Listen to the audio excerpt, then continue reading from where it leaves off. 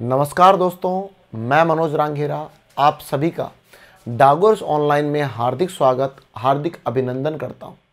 दोस्तों, आज हम एक टॉपिक पढ़ने वाले हैं जो अत्यधिक महत्वपूर्ण टॉपिक है आपके कॉम्पिटिटिव एग्जाम को लेकर। और इस टॉपिक के बारे में हम बात करना चाहें तो हम टॉपिक पढ़ेंगे जनगणना को लेकर। और जनगणना के बारे में हम बात करना चाहें तो जनगणना का मतलब होता है जन की गणना, अर्थात व्यक्तियों की गणना का तात्पर्य जनगणना से होता है। और अगर हम इसके अंतर्गत बात करना चाहें तो आपको पहला व प्रारंभिक क्वेश्चन पढ़ने को मिलता है कि विश्व जनसंख्या दिवस के बारे में क्वेश्चन आता है कि विश्व जनसंख्या दिवस कब मनाया जाता है। तो आपका आंसर आएगा 11 जुलाई को विश्व जनसंख्या दिवस मनाया जाता है। अब क्वेश्चन ये आता है कि विश्व जनसंख्या 11 जुलाई को ही क्यों मनाया जाता है, ऐसा क्या कारण रहा, ऐसा क्या रीजन रहा। तो मित्रों, पता चलता है कि 11 जुलाई 1987 के दिन आपके पूरे विश्व में 5 अरबवें बच्चे का जन्म होता है। और ये 5 अरबवा जो बच्चा पैदा होता है ये आपके यूगोस्लाविया में पैदा होता है। तो 11 जुलाई 1987 के दिन विश्व की जनसंख्या आपके कितनी हो गई थी? 5 अरब हो गई थी। इसलिए इस 11 जुलाई के दिन को यादगार बनाने के लिए आपके इसे विश्व जनसंख्या दिवस के रूप में घोषित कर दिया गया। और आगे बढ़ते हैं। अगर भारत के संदर्भ में आप बात करना चाहें तो आपको पढ़ने को मिलेगा कि भारत में सबसे पहले जनगणना का उल्लेख आपके कब मिलता है। तो हमने हमारे अतीत में गए, हमारे भूतकाल में गए, और भूतकाल में जाने के बाद हमने जब ग्रंथ आपके पढ़ना स्टार्ट किया, पुराना इतिहास पढ़ना स्टार्ट किया, तो पता चला मौर्य काल में सबसे पहले भारत में जनगणना का उल्लेख देखने को मिलता है। तो अब आप देखिएगा जो जो हमने क्वेश्चन के बारे में चर्चा की। पहला क्वेश्चन था दोस्तों हमारा, और वो क्वेश्चन था कि आपके विश्व जनसंख्या दिवस को लेकर कि आपके विश्व जनसंख्या दिवस कब मनाया जाता है। तो प्रतिवर्ष मनाया जाता है, और प्रतिवर्ष कब मनाया जाता है? 11 जुलाई को आपके मनाया जाता है। कब मनाया जाता है? 11 जुलाई को। ठीक है दोस्तों।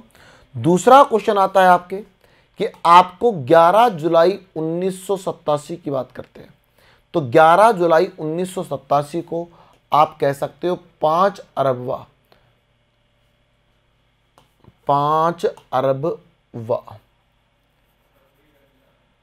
आप बता सकते हो कि 5 अरबवा आपके बच्चा पैदा होता है। और इस बच्चे का जो जन्म होता है यूगोस्लाविया में इसका जन्म होता है। इसलिए इसे आपके विश्व में इसको यादगार बनाने के लिए क्या किया है, आगे सुनिएगा। और आगे बढ़ते दोस्तों, इससे हम और आगे बढ़ते तो नेक्स्ट क्वेश्चन आपको इसके बारे में क्या बनता है वो सुनिएगा। नेक्स्ट क्वेश्चन हमने देखा भारत के संदर्भ में आप बात कर लीजिएगा। तो भारत में अगर आप बात करते हैं दोस्तों तो भारत के बारे में क्वेश्चन आता है कि भारत में सबसे पहले हमने बात करना चाहिए कि भारत में सर्वप्रथम अगर हम बात करना चाहें तो भारत में सर्वप्रथम जनगणना का उल्लेख कहां पर देखने को मिलता है। तो मौर्य काल में सबसे पहले आपके जनगणना का उल्लेख देखने को मिलता है। तो दोस्तों, इसके संदर्भ में ये क्वेश्चन आपको लर्न रखने, याद रखने। पहला, विश्व जनसंख्या दिवस 11 जुलाई को आपके मनाया जाएगा, और 11 जुलाई 1987 को 5 अरबवा बच्चा यूगोस्लाविया में होता है। इसलिए 11 जुलाई को जनसंख्या दिवस मनाया जाता है। भारत में सबसे पहले अगर आप बात करना चाहें तो भारत में सबसे पहले जनगणना का उल्लेख कहाँ पर मिलता है? मौर्य काल के अंदर सबसे पहले जनगणना का उल्लेख देखने को मिलता है। इससे हम और आगे बढ़ते हैं। नेक्स्ट सुनिएगा दोस्तों। अगर आप नेक्स्ट बात करना चाहते हैं तो नेक्स्ट क्वेश्चन आपको इसके संदर्भ में क्या बनता है कि हम बात करना चाहते हैं पूरे भारत को लेकर। तो भारत को लेकर क्या क्वेश्चन बनता है कि भारत में सबसे पहले अगर जनगणना की बात आ जाती है कि भारत में सबसे पहले जनगणना कब और किसके द्वारा करवाई जाती है। तो दोस्तों, दो क्वेश्चन आपको लर्न रखने, याद रखने कि भारत में सबसे पहले जनगणना आपके 1872 के अंदर करवाई जाती है, और जिसके द्वारा करवाई गई उसका नाम था लॉर्ड मेयो के द्वारा आपके करवाई जाती है। तो आपके क्वेश्चन हुआ कि इसका मतलब यह हुआ कि अंग्रेजों के समय जब अंग्रेजों का हमारे देश पर अधिकार हुआ करता था उस समय 1872 के अंदर पहली बार आपके लॉर्ड मेयो नामक व्यक्ति के द्वारा भारत की जनगणना करवाने का कार्य किया गया। लेकिन क्वेश्चन इसका जरा चेंज भी हो सकता है। अगर एग्जाम में इस क्वेश्चन के अंदर एक शब्द जुड़ जाए कि भारत में सबसे पहले नियमित जनगणना कब होती है, नियमित का मतलब सिस्टमेटिक ढंग से आपकी जनगणना कब की गई, तो आप अब इसका आंसर चेंज होगा कि लॉर्ड रिपन के द्वारा आपके सबसे पहले नियमित जनगणना करवाई जाती है और 1873 के अंदर 81 के अंदर ये जनगणना होती है। तो आपका क्वेश्चन क्या बना कि 1881 के अंदर लॉर्ड रिपन के काल में आपके भारत में सबसे पहले कैसी जनगणना, नियमित जनगणना होती है, अर्थात नियम कायदे कानून से होती है। तो अपने 3 क्वेश्चन बन गए ना कि उल्लेख के बारे में बात करता है, भारत में सर्वप्रथम जनसंख्या का उल्लेख पूछता है,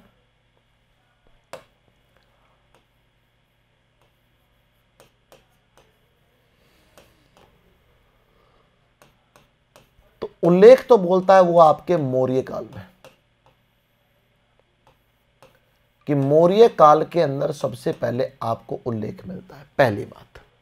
दूसरा क्वेश्चन बनता है कि भारत में जनगणना आपके सबसे पहले कब होती है, तो 1872 में होती है।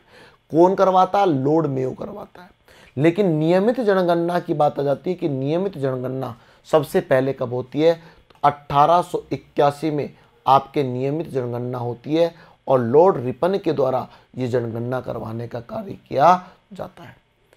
आपको नेक्स्ट क्वेश्चन पढ़ने को मिलता है कि जनगणना जो है मित्रों ये प्रति 10 वर्षों में आपके होती है। अब सुनिएगा, 3 चीजों के बारे में मैं आपको बताऊंगा, आप तीनों चीजों के बारे में सुन लीजिएगा। जैसे हम बात करना चाहें तीनों चीजों को लेकर, एक तो आपको मिलता है वन को लेकर मिलता है, एक आपको लेकर मिलता है पशु को लेकर, और एक आपको मिलता है जन को लेकर। अगर वन को लेकर आप बात करते हो तो वन गणना के नाम से जाना जाता है। एक आपके आ जाता है पशु गणना, और तीसरा आ जाता है जनगणना। क्लियर है दोस्तों? अगर आप बात करना चाहें इन तीनों के संदर्भ में तो आप बता सकते हैं तीनों के संदर्भ में कि आपके वन की जो गणना है ना वह आपके कब होती है, प्रति 2 वर्ष में आपके वन की गणना होती है। क्लियर है दोस्तों? क्लियर? दूसरा क्वेश्चन क्या आता है कि अगर आपके पशु गणना की बात करते हैं तो पशु गणना आपके कब होती है, प्रति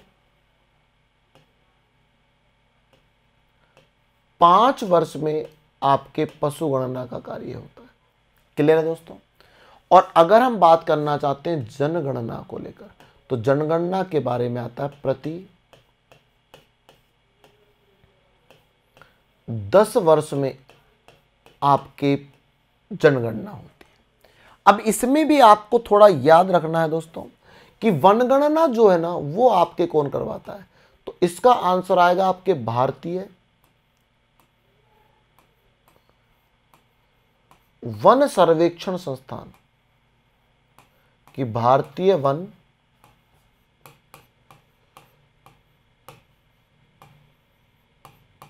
सर्वेक्षण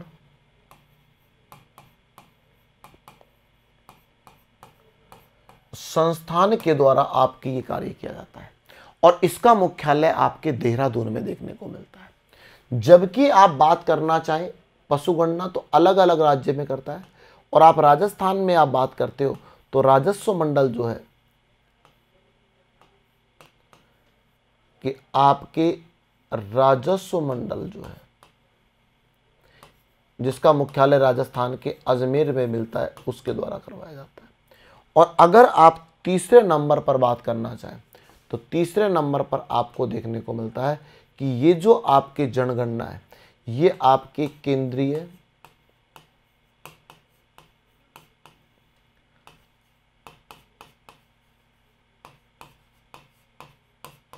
सांख्यिकी विभाग नई दिल्ली के द्वारा आपके ये कार्य किया जाता है कि नई दिल्ली के द्वारा आपके जन की गणना करवाने का कार्य किया जाता है। तो अपने लिए क्वेश्चन था कि जनगणना का जो कार्य है वो आपके कितने वर्ष में होगा, 10 वर्षों में होगा, और इसको करने का मूल कार्य किसका होगा, आपके केंद्रीय सांख्यिकी विभाग नई दिल्ली का इसका मुख्य कार्य देखने को मिलेगा। नेक्स्ट हम बात करना चाहेंगे, नेक्स्ट सुनिएगा। अगर आप वापस आते हैं इसी के संदर्भ में तो आप देखिएगा इसमें आपका और आगे संबंध देखने को मिलेगा क्या, जरा देखिएगा कि आपने देखा कि भारत के संदर्भ में अभी हमारे और बातें देखनी है। इसमें आपको क्या क्या देखने को मिलेगा कि आपकी दो चीजें हैं, एक तो जनगणना और एक जनसंख्या। देखिएगा मैं यहां पर आपको लिखता हूं, समझ में आ जाएगा आपको। एक तो आपके जनसंख्या और दोस्तों दूसरा है आपके जनगणना।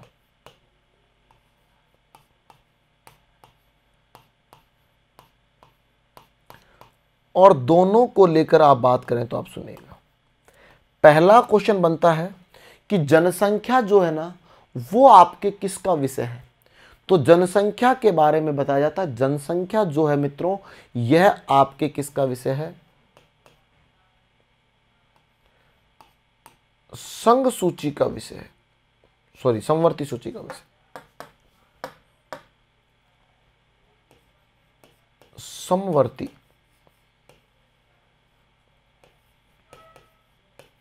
सूची के अंतर्गत आता है। और जनगणना जो है ना ये आपके किस में आता है, संघ सूची। देखो जब आप पॉलिटिकल साइंस पढ़ते हैं ना मित्रों, तो इस पॉलिटिकल साइंस में आपको पढ़ने को मिलता है कि आपकी 3 सूचियां देखने को मिलती है, एक तो संघ सूची, एक राज्य सूची और एक समवर्ती सूची। संघ सूची का तात्पर्य है ऐसी सूची से जिसके अंतर्गत जो भी नियम कायदे कानून बनाए जाएंगे उस पर पूर्णतः केंद्र सरकार का अधिकार होगा, और केंद्र सरकार के अधिकार के कारण ही आपकी ये क्रिया देखने को मिलेगी। तो आप कह सकते हो केंद्र सरकार के द्वारा जो आपके कार्य किया जाता है वो आपके इसके अंदर आता है, संघ सूची के अंदर। दूसरी होती है राज्य सूची। राज्य सूची में आप कह सकते हो वे नियम कायदे कानून राज्य सरकार के द्वारा बनाए जाएंगे और उन पर पूर्णतः राज्य सरकार का अधिकार होगा। और तीसरा होता है कंबाइंड, जिसमें आपके कॉमन होता है राज्य सूची व संघ सूची दोनों का समन्वय होता है, और आप बता सकते हो कि इसे आपके कहा जाता है समवर्ती सूची। इसमें राज्य का भी सानिध्य होता है और आपके केंद्र का भी अधिकार होता है। लेकिन याद रहे किसी भी मुद्दे को लेकर अगर राज्य व केंद्र के मध्य विवाद की स्थिति उत्पन्न हो जाती है तो अंतिम निर्णय केंद्र सरकार का ही मान्य होगा। और हमारे को यहाँ पर क्या देखने को मिलता है कि जो जनगणना है कि लोगों को गिनने का जो काम है वो किसका विषय है, संघ सूची का, अर्थात केंद्र सरकार ही उसे गिनवाने का कार्य करेगी। जबकि जनसंख्या मानव पर अधिकार किसका है, राज्य का भी अधिकार है तो केंद्र का भी अधिकार है। समझ में आया दोस्तों? तो ये आपको ये समझ में आना चाहिए। देखो यहां पर लिख रखा है भारत में जनगणना जो है वो जनगणना तो क्या है, संघ सूची के अंतर्गत आती है। क्लियर?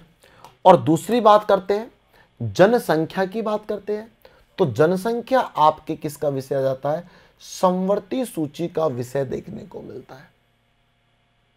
जनसंख्या किसका मिलता है, समवर्ती सूची का विषय देखने को मिलता है।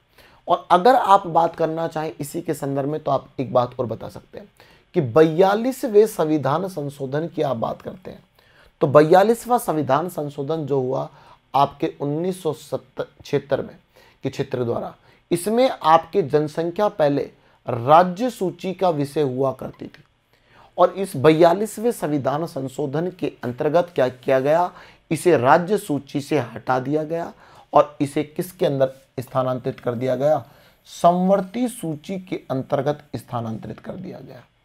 तो आपके लिए एक क्वेश्चन ये भी बन गया कि आपके जनसंख्या पहले राज्य सूची का विषय हुआ करता था और राज्य सूची के विषय से हटाकर इसे समवर्ती सूची में जो लाया गया है यह किस संविधान संशोधन के माध्यम से लाया गया है, तो 42वें संविधान संशोधन के माध्यम से लाया गया है कि राज्य सूची समवर्ती सूची में स्थानांतरित कर दिया गया। नेक्स्ट, मैंने अभी अभी आपको बताया 2 मिनट पहले, भारत में जनगणना प्रति 10 वर्ष में होती है साहब,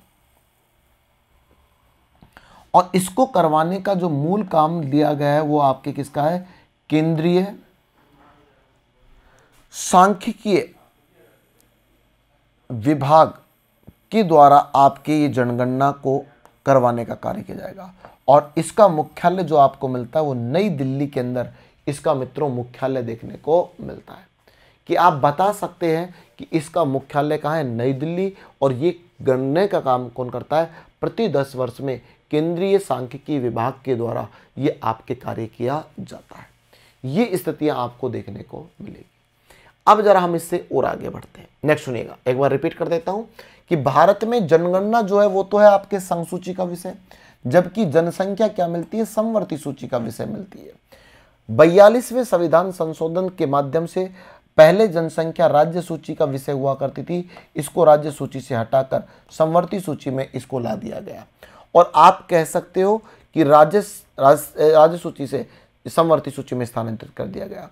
भारत में जनगणना का काम, जन को गिनने का काम प्रति 10 वर्ष में होता है और केंद्रीय सांख्यिकी विभाग नई दिल्ली के द्वारा यह कार्य किया जाता है। अब जरा हम इससे और आगे बढ़ते हैं। अगर आप इससे और आगे बढ़ते हैं तो नेक्स्ट क्वेश्चन क्या बनता है, जरा वो देखिएगा। इसके बारे में नेक्स्ट क्वेश्चन आपका क्या बनता है दोस्तों, आपके 2011 में देखो, अभी तक जो आपके पास लेटेस्ट डाटा है वो आपके कब का है, 2011 का। और 2011 के अंदर अगर हम 10 वर्ष जोड़ दें तो 2021 में जाकर आपके पुनः फिर जनगणना होगी।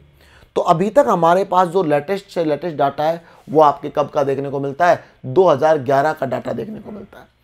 और 2011 के डाटा को लेकर आप बात कर ले तो देखो इसके अंतर्गत क्वेश्चन क्या बनता है। क्वेश्चन ये बनता है कि 2011 की जो जनगणना है वह गणना की दृष्टि से कौन सी आपके जनगणना कहलाती है। तो इसका जो सही आंसर होगा वो आंसर क्या होगा कि 15वीं जनगणना आपके बताई जाती है।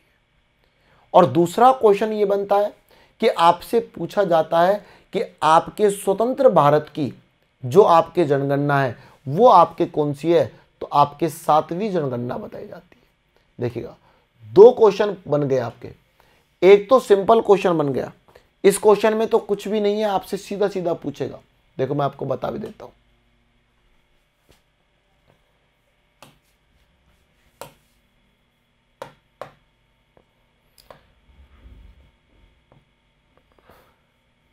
इसमें हम बता सकते हैं भाई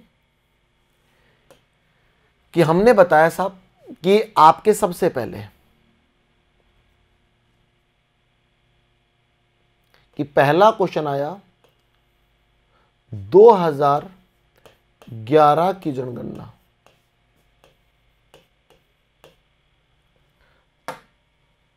की जनगणना कौन सी है,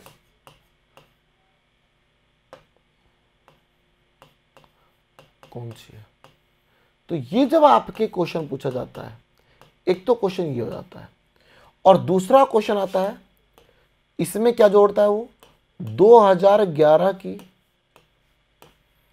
जनगणना, स्वतंत्र भारत जोड़ देता है इसमें वो कह देता है स्वतंत्र भारत।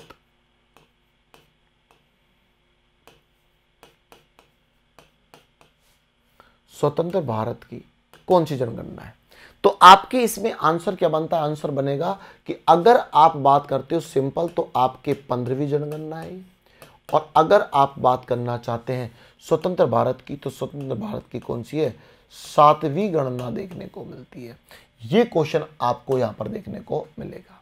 तो आप देखो नॉर्मल आपके 15वीं और वैसे आपके।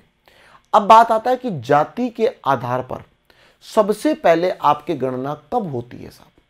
तो क्वेश्चन बना कि जाति के आधार पर या जातीय जनगणना आपके सबसे पहले कब होती है। तो इसका जो सही आंसर आएगा कि 1931 में जो जनगणना हुई वो आपकी जाति पर आधारित प्रथम आपके जनगणना थी।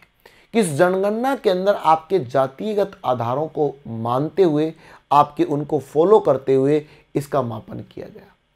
दूसरा क्वेश्चन बनता है कि अगर हम बात करना चाहें कि 2011 की जो जनगणना हुई है इसका आधार क्या रहा, तो मित्रों इस जनगणना का भी आधार जातीय आधार रहा, लेकिन जाति के साथ साथ सामाजिक भी आधार रहा, सामाजिक के साथ साथ आर्थिक भी आधार रहा। तो आप कह सकते हो कि दूसरी जातीय जनगणना आपके कब होती है, तो आपके 2011 में होती है। तो देखिएगा पहला क्वेश्चन आपका क्या बनता है, पहला क्वेश्चन बनता है आपका कि भारत के बारे में बात करते तो भारत में जाति आधारित आपके प्रथम जनगणना कब आपके होती है, तो आपके जाति आधारित प्रथम जनगणना होती 1931 में होती है। कि आप कह सकते हो 1931 में जातीय आधारित आपके फर्स्ट गणना हुई है। इसके बाद 2011 में जो जनगणना हुई ना, ये आपके इसका आधार जातीय भी था, लेकिन जातीय के साथ साथ आपके आर्थिक भी था और आर्थिक के साथ साथ सामाजिक भी था। तो आप कह सकते हो कि जबकि जातीय, आर्थिक व सामाजिक आधार पर आपके दूसरी जो गणना है वह दूसरी गणना आपके कब होती है, 2011 में घटित होती है। कि आपका क्वेश्चन आया कि 2011 में जातीय, आपके आर्थिक व सामाजिक आधार पर जनगणना का कार्य किया जाता है। इसके बाद आपका नेक्स्ट क्वेश्चन आता है कि अगर आप बात करना चाहें जनगणना का, ये जो आपके 2011 की जनगणना होती है अर्थात 15वीं जो गणना होती है, इसका अगर आपसे पूछ लिया जाए शुभंकर या लोगो, कि इसका शुभंकर या लोगो किसे बनाया गया, तो इसका आपका आंसर होगा महिला प्रगणक। इंपॉर्टेंट है आपके लिए कि आपके एक महिला शिक्षिका थी और महिला जो थी आपकी गणना करने वाली एक शिक्षिका को, एक प्रगणक को इसका लोगो बनाया गया और आपके इसी के बारे में क्वेश्चन बन गया कि इसका लोगो या शुभंकर कौन सा रहा, महिला प्रगणक। आगे सुनिएगा, अगर 15वीं जनगणना का मतलब सेम वही कि 2011 की जो जनगणना यही तो 15वीं जनगणना है, और 15वीं जनगणना का नारा क्या रहा भाई, तो नारा था हमारी जनगणना हमारा भविष्य। अर्थात इसका कहने का तात्पर्य ये था कि आपके द्वारा जो जनगणना की जा रही है ना, ये हमारी जो जनगणना हो रही है ये हमारे भविष्य का निर्धारण करेगी कि हम भविष्य में किस प्रकार की उन्नति करेंगे, किस प्रकार की तरक्की करेंगे। इसके लिए हमारे सरकार को या हमारा डाटा हमारे पास सही उपलब्ध होना चाहिए ही चाहिए साहब, और वो डाटा जब सही उपलब्ध होगा तो ही उसके बाद हम इसके आगे कार्रवाई कर सकते हैं। नेक्स्ट क्वेश्चन क्या बनता है, नेक्स्ट सुनिएगा, आपके क्वेश्चन बनता है 15वीं जनगणना की थीम क्या थी, और इसकी थीम थी conscious of the state, by the state, for the state. इसका मतलब है, इसका तात्पर्य है दोस्तों कि आपके कह सकते हैं कि आपके जनगणना, राज्य की जनगणना, राज्य के लिए राज्य के द्वारा आपके ये इसकी क्या रही, थीम रही। कि आप कह सकते हो राज्य की जनगणना राज्य के द्वारा करवाई जाएगी, राज्य के लिए करवाई जाएगी। राज्य का तात्पर्य यहाँ पर देश से इसका तात्पर्य है। तो ये आपको ये बातें तो रखनी पड़ेगी। एक बार रिपीट कर देता हूँ, सुन लेना। 2011 की जो जनगणना है यह गणना की दृष्टि से 15वीं जनगणना है, और अगर बात आती है स्वतंत्र भारत की कौन सी गणना है, तो स्वतंत्र भारत की आप कह सकते हो 7वीं जनगणना देखने को मिलती है।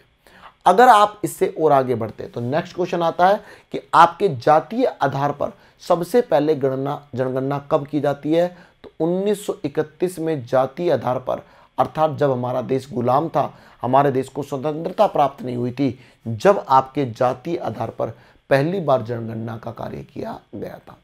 जबकि दूसरी बात करना चाहें तो आपके 2011 की जो जनगणना होती है वह आपके जातीय, आर्थिक व सामाजिक आधार पर जनगणना का कार्य होता है। और आगे बढ़ते हैं, नेक्स्ट सुनिएगा। जनगणना का लोगो या शुभंकर क्या रहा? तो आपके इसका शुभंकर था महिला प्रगणक, अर्थात एक शिक्षिका को, एक आपके टीचर को इस जनगणना का लोगो बनाया गया। अगर हम नारे की बात करें कि हमारी इस 15वीं जनगणना या 2011 की जो जनगणना रही, इसका आपके क्या नारा रहा? तो आप नारा भी बता सकते हो, हमारी जनगणना हमारा भविष्य, ये आपके नारा रहा। और मित्रों, अगर आप बात करते हो इसकी थीम को लेकर कि 2011 की 15वीं जनगणना की थीम क्या रही, तो थीम थी conscious of the state, by the state, for the state. राज्य की जनगणना, राज्य के द्वारा राज्य के लिए, ये इसकी थीम रखी गई। इससे हम और आगे बढ़ते हैं। नेक्स्ट सुनिएगा दोस्तों, अगर हम बात करना चाहते हैं इस भारत की जनसंख्या जनगणना को लेकर, तो इससे आगे की जो चर्चा है वो हम करेंगे दूसरी वीडियो में। तब तक के लिए दोस्तों, जय हिंद, जय Bharat, wish you all the best.